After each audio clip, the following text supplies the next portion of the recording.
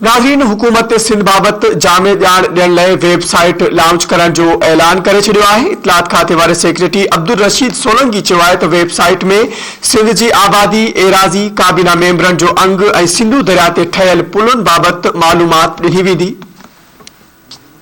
सिंध जे इतलात वारे सेक्रेटरी अब्दुल रशीद सोलंकी चयो आहे त जल्द हिकु जामे वेबसाइट आंदी वेंदी जंहिंमें हिकु क्लिक ज़रिए समूरी सिंध बाबति अहम ॼाण मिली वेंदी। सेक्रेटरी इतलात अहिड़ो ऐलान धरती टीवी जी हेड ऑफिस जे दौरे दौरान कयो। धरती टीवी न्यूज़ सां ॻाल्हाईंदे अब्दुल रशीद सोलंकी चयो त सिंध हुकूमत पारां थर वासियुनि जे पीअण जे पाणी जो मसइलो हल करण लाइ उते मेगा स्कीमूं ॾिनियूं वियूं आहिनि ऐं हुन सां गॾोगॾु उते सिहत जी सहूलियतुनि खे पिणु यकीनी बणायो वियो आहे। हुन चयो त NICVD जहिड़ो मिसाली इदारो बणायो वियो आहे जंहिंमें न रुगो सिंध पर ॿियनि सूबनि जा मरीज़ बि इलाज कराइण लाइ अचनि था।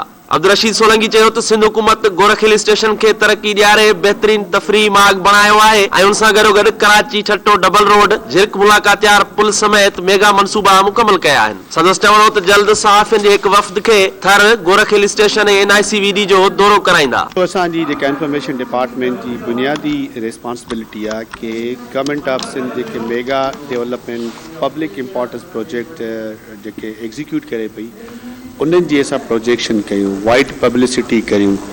इन सिलसिले में असां हिकिड़ो प्लान ठाहियो आहे त मीडिया जा जेके लीडिंग जर्नलिस्ट आहिनि उन्हनि दोस्तनि खे खणी वञूं। फॉर एग्ज़ाम्पल असां मिठी में जेको असांजो कमु थिए पियो थरपारकर में पावर प्रोजेक्ट्स लॻनि पिया, उते जेके डैम असां ठाहिराया आहिनि for cleaning and drinking water, जेके थरपारकर जा माण्हू आहिनि उन्हनि खे पाणी जी सहूलियत लाइ जेके डैम ठाहिया आहिनि उहे गवर्नमेंट जी प्रोजेक्शन ॾेखारियूं माण्हुनि खे, या जेके मिठी में जेके हेल्थ में जेके फैसिलिटी ॾिनी वयूं आहिनि असां उहे ॾेखारियूं। इन सिलसिले में असांजो हिकिड़ो प्लान आहे त असां स्टार्ट कंदासीं थरपारकर खां, उनखां पोइ असां गोरखिल खे वठी ईंदासीं त गोरखिल ते असां केतिरो कमु कयो आहे।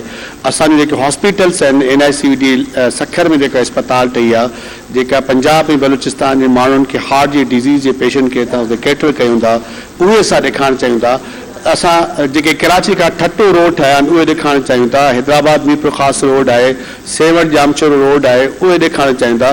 जेको एक्चुअल कमु आहे इंफॉर्मेशन डिपार्टमेंट जो उहो असां प्लान ठाहियो आहे त असां तव्हां दोस्तनि मीडिया जे दोस्तनि खे वठी करे बिकॉज सीइंग इज़ बिलीविंग वारे कंसेप्ट असां अमल करियूं था। तव्हां पाण ॾिसो, तव्हां पंहिंजे अखियुनि सां पाण ॾिसो केतिरी बजट उते ख़र्च थी आहे, केतिरो जेको आहे सोसाइटी ते इम्पैक्ट केतिरो पियो आहे, उतां जे माण्हुनि जो जेकी रहणी करणी आहे, जेका ज़िंदगी आहे उहा कीअं बहितर थी आहे। उन्हनि खे सभु पाणी जी सहूलियत मिली आहे, उन्हनि खे हेल्थ जी फैसिलिटी सहूलियत मिली आहे, ऐं जेको असां रोड स्ट्रक्चर खे बहितर कयो आहे त मार्केट ऐं जेके घर ॻोठनि जा जेके एक्सेस आहिनि उन्हनि में केॾी बहितरी आई आहे, जंहिंजे करे रोड एक्सीडेंट घटिजी विया आहिनि, माण्हुनि जी जेको मोबिलिटी आहे उहा बहितर थी वई आहे। इहो असांजो प्रोजेक्ट आहे जंहिं ते असां अमल करे रहिया आहियूं।